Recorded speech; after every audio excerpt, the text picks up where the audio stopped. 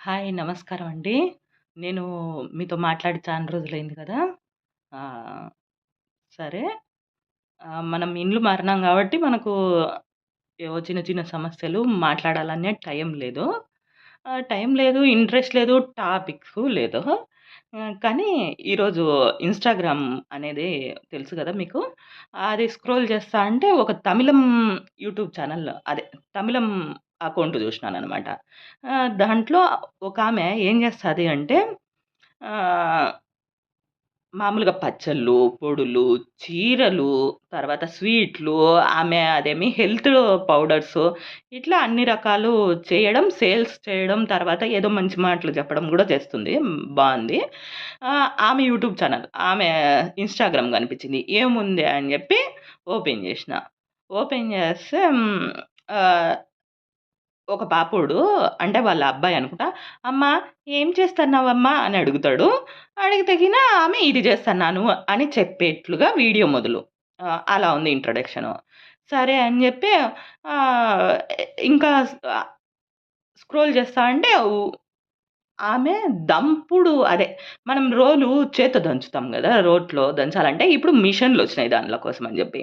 ఆ మిషన్ కనిపించింది ఆమె దాంట్లో. కనిపించేసరికి ఆ మిషన్ చూడాలా అనే ఉద్దేశ్యంతో నేను ఓపెన్ జేసినా. ఆ పక్కన పసుపు పొడి పెట్టుకుంది. ఈ పక్కన చూస్తే కారం పొడి పెట్టుకొనుంది. ఆ పిల్లోడు అడుగుతున్నాడు, "అమ్మ ఏం చేస్తన్నావమ్మ?" అని. తమిళంలో. అడుగుతా అంటే, నేనిప్పుడే పసుపు దంచినాను. ఇదిగో కారం పొడి, ఇదిగో బాగా నలిగింది అన్నట్లు ఏదో చూపిస్తాంది ఆమె భాషలో. మనకు సగం సగం అర్థమైంది. ఆమె ఏం చేసింది, ఈ కారం పొడి రోట్లో ఉంది గదా!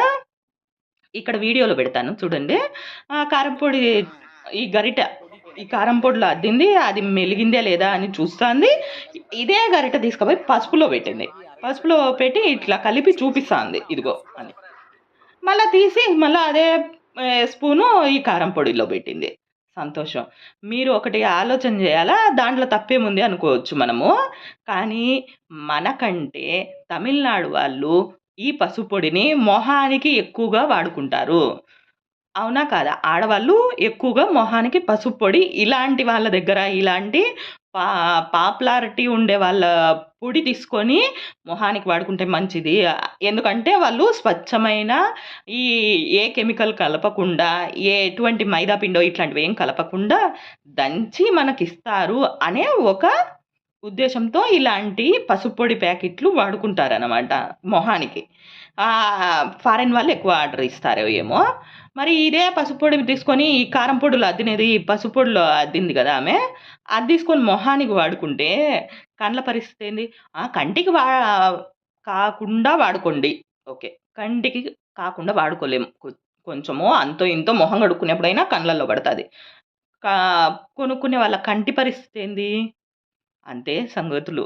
జాగ్రత్తగుండండి. ఇట్లాంటి పసుపు పొడి మొహానికి పూసుకునేటప్పుడు మా యమ్మ పసుపు గాని, తర్వాత ఏదన్నా దెబ్బలు తగిలినప్పుడు ఆ పసుపు పొడి పెట్టుకుంటే, "అబ్బా! మంటలేస్తుంది, అబ్బా! మంటలేస్తుందని" మనం అంటాము.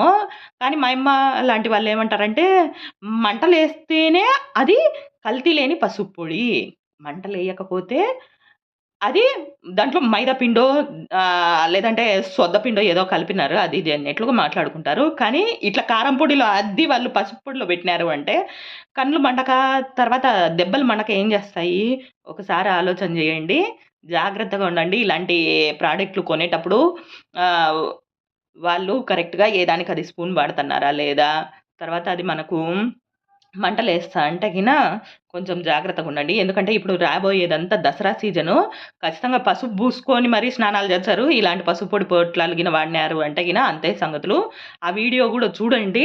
తర్వాత ఆమెకు గూడా ఫార్వర్డ్ చేస్తా. ఇట్లా పెట్టాకమ్మా, ఏ దాని గరిట ఆ దానికి పెట్టుకోవాలా? నువ్వు ఈ చెయ్యి తీసుకుపోయి ఆ చేతిలో పెట్టినా గూడా అంతే సంగతులు.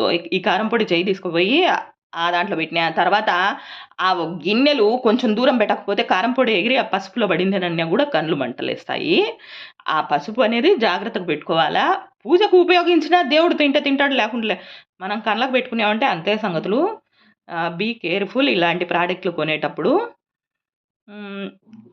ఆ విషయం చెప్పాలా అనే ఉద్దేశ్యంతో నాకు ఈ వీడియో తీసానా. మామూలుగా అయితే వీడియోలు తగ్గించుకున్నాను. తర్వాత మనమేం పెద్ద అదేమంటారు వైరల్ కావడం లేదు. వైరల్ అయినా గూడా మనకు ఆ వైరల్‌ని తట్టుకునే శక్తి లేదు. ఆహ్,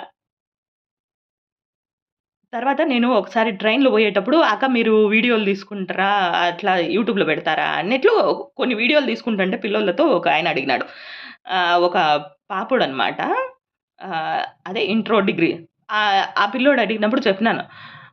వైరలు కానీ తర్వాత అదేమంటారు పాపులారిటీ అది తట్టుకునే శక్తి గూడా ఉండాల మనకు. అది తట్టుకునే శక్తి నాకు లేదు గాబట్టి, దానిలోను పాపులారిటీ జోలికి పోవడం లేదు. ఏదో పిల్లోళ్ళకు ఆ నాలెడ్జ్ నాకుందా లేదా అనేటట్లుగా మనము వీడియో తీస్తన్నాం. అది లైకులు, థమ్స్ అప్‌లు దాన్ల కోసమని గాదు. ఏదో మనకు ఆ నాలెడ్జ్ ఉంది. అది స్టడీగా ఒక వీడియో తీయడం వచ్చు. తర్వాత అది ఎట్లా ఆహ్, అప్‌లోడ్ జేయడం వచ్చు. ఆడి వరకేననమాట. అది పాపులారిటీ సంపాదించిన తర్వాత, ఆ పాపులారిటీ ద్వారా వచ్చే ఇన్‌కమ్ అనేది పక్కన బెడితే, ఇప్పుడు మనము ఎంత పాపులారిటీ ఒచ్చినా నడుచుకుంటానే బోవాల. ఎంత ఏమొచ్చినా సరే, మనం కాలినడకనే మన నడక సాగించాలి. ఎందుకంటే కారు నడిపేది రాదు గాబట్టి. అట్లాంటప్పుడు దాంట్లో జోలికి పోకుండా ఉండడమే మేలు. ఖచ్చితంగా ఆహ్, అందులో నేనుండే ఈ ప్లేస్ ఈ కడపలో మనకంత సీన్ లేదు. ఏదో నడుచుకుంటూ పోయినామా, కూరగాయలు తెచ్చుకున్నామా, మళ్ళా వచ్చినామా. మా ఆయన తెచ్చినది తేకపోతే గొడవ పడినామా ఆడి వరకే. కాబట్టి అవి పెద్దవి ఎక్కువ వీడియోలు తీయాలా, తర్వాత పాపులారిటీ సంపాదించాలా, డబ్బులు సంపాదించాలా అనే అంతగా జ్ఞానం అనేది లేదనమాట. కొంచెమే. మనము ఏదో చదివినది ఆ చదువుకి మనం గూడా ఉత్తరం రాయగలుగుతాము. ఆ ఉత్తరం చదవగలుగుతాము. అంతేగాని కవితలు రాసి తర్వాత అది గ్రంథాలు రాసేంత తెలివితేటలు లేవనమాట. ఆహ్, ఇది నా పరిస్థితి. ఆహ్, ఇంకా అప్పుడప్పుడు మిమ్మల్ని కలుస్తా ఉంటాను. కథ కంచికి మనం ఇంటికి. బాయ్.